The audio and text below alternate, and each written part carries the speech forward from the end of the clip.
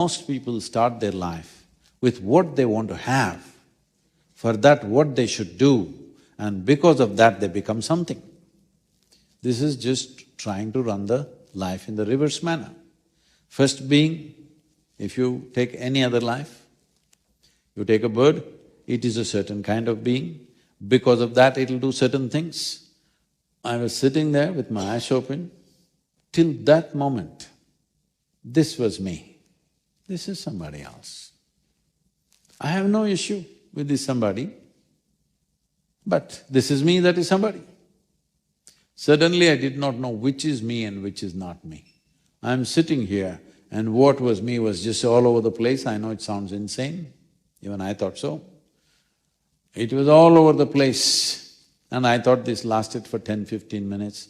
But when I came back to my normal senses, it was 4.5 hours had passed. For the first time in my adult life, tears, me and tears were impossible. My shirt was wet.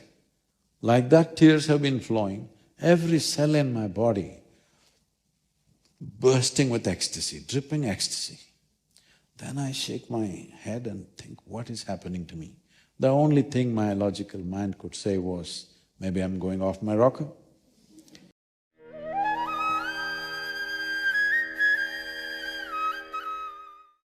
I like how you said that you can create a lot of different versions of yourself in your mind, because I went through a phase of my life where I did start to break myself up into like portions, or like this chapter, this stage, this version, this phase.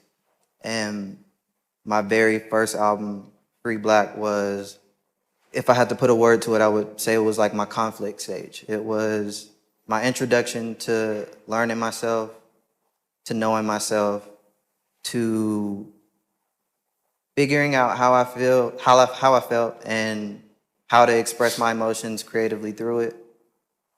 It was a moment of not feeling like I deserved much and being so stuck inside my head that even down to the imagery of how we released the album, everything was muted, it was monochromatic, my hair was covering my face, my head was down, and that was one stage of my life. And then I graduated to the second album, which was East Atlanta Love Letter, and we introduced color into everything that I started to do. The first picture that I ever posted in color was a picture of my daughter.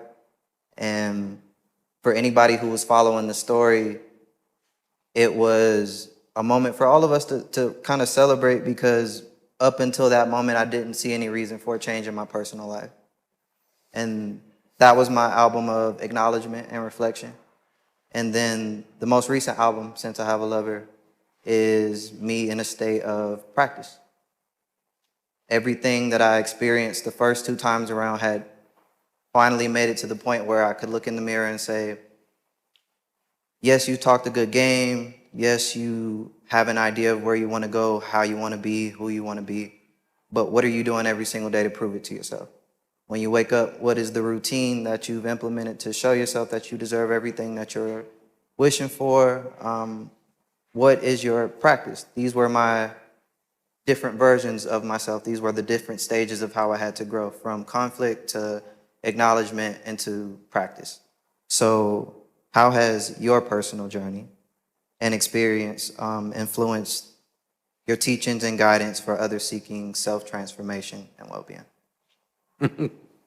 What's your love life like?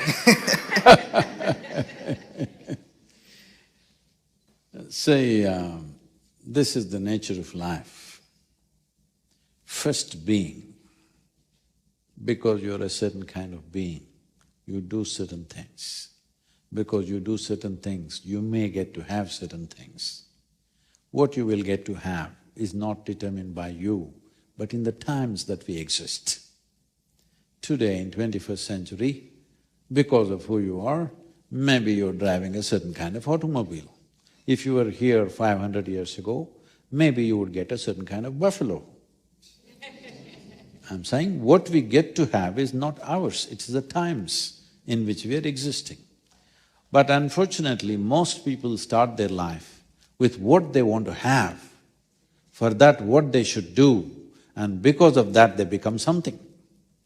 This is just trying to run the life in the reverse manner. First being, If you take any other life, you take a bird, it is a certain kind of being, because of that it'll do certain things. Because of that, maybe it will get certain things, maybe it gets protected. Many others have been killed and eliminated, some have been protected because of the things that they do. So, instead of being, doing and having, most people today are trying to go from having, they want to have this, so they do this and they get here. Even if they get there, then there is no joy to life because it's a struggle within oneself. See, there are challenges in the world. The more you try to do, the more challenges. But if you yourself are a big challenge, how to deal with life? There are so many people and situations which will throw challenges at you as you try to do more and more in the world. Endless number of challenges. But I should not be a challenge in my own life. I should not be an impediment in my own life. There are 1,000 impediments in the world.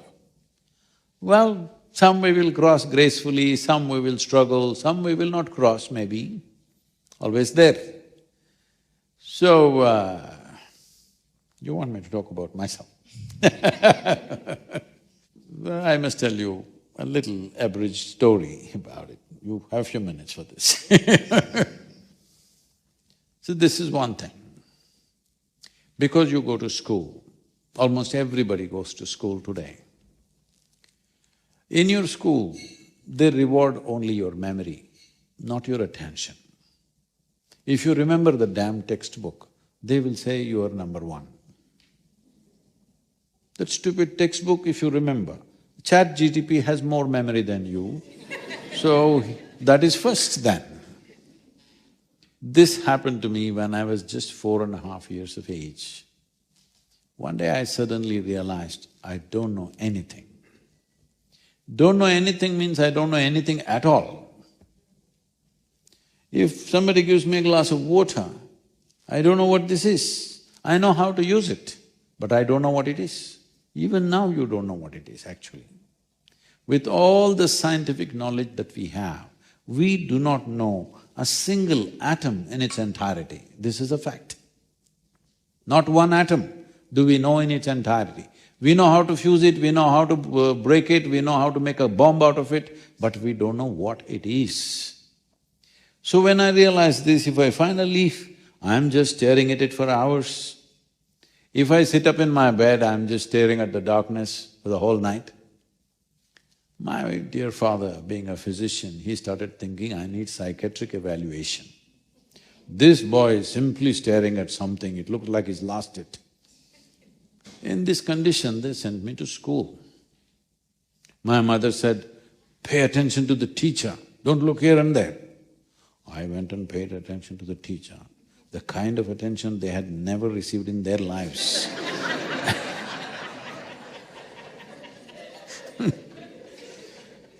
And initially I kind of understood what they were trying to say, but after some time I realized, teacher after teacher, every 45 minutes new teacher is coming. All of them are just making sounds, sounds and sounds. I'm making up the meanings in my mind. Then I said, why am I making these meanings? Let me just listen.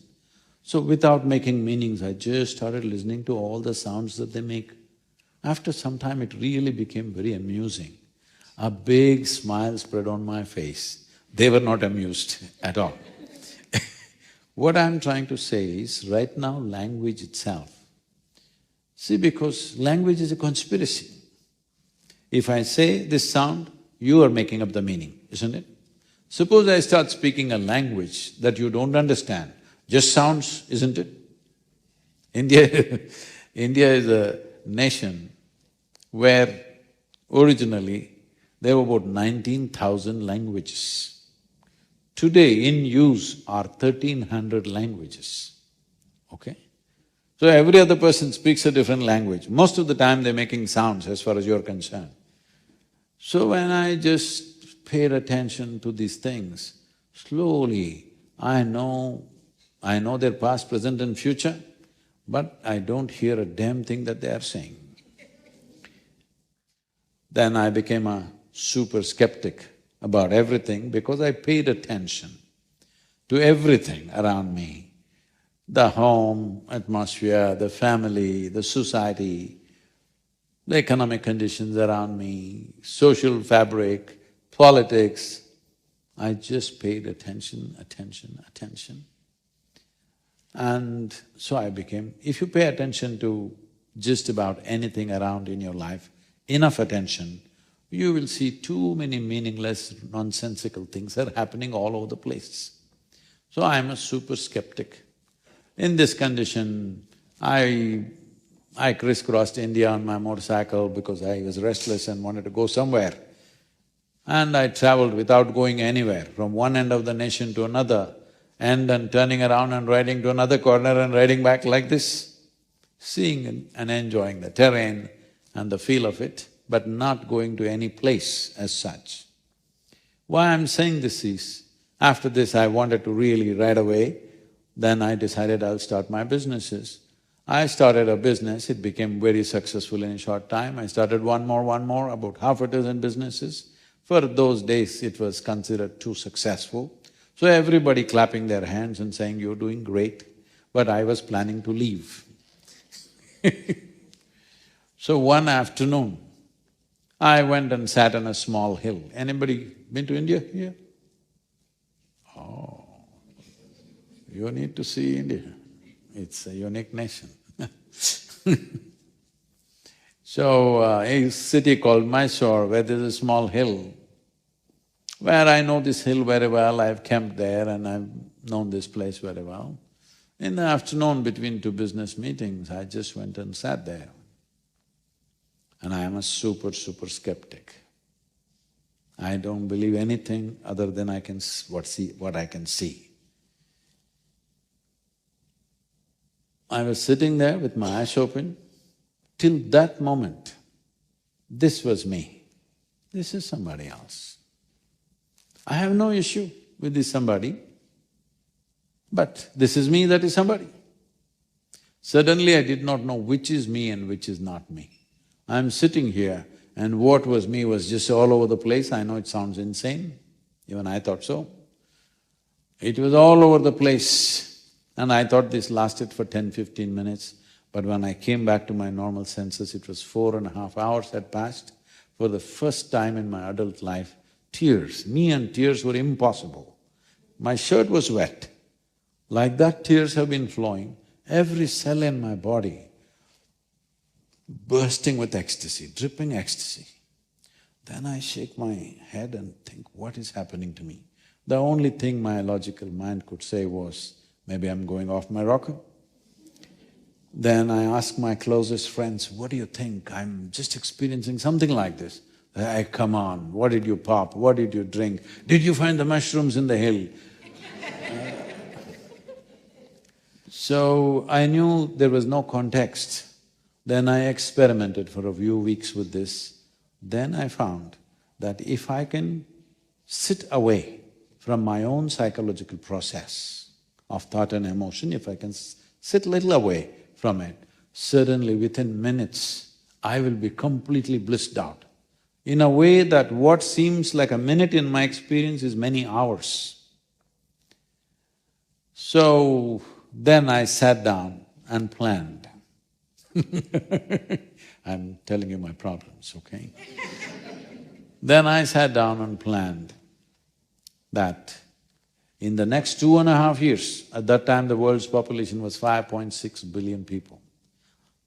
In 2.5 years' time, I'm going to make this world blissful, every one of them, because who wouldn't want it? Just sit here and be blissed out, who wouldn't want it? I thought everybody will go for it. 40 years now, huh? Well, we've touched over 2 or 2.5 billion people now, but that is not my idea of humanity. So, I know I will die of failure, but as a blissful failure, because my way of being is not connected to what I do or what I cannot do.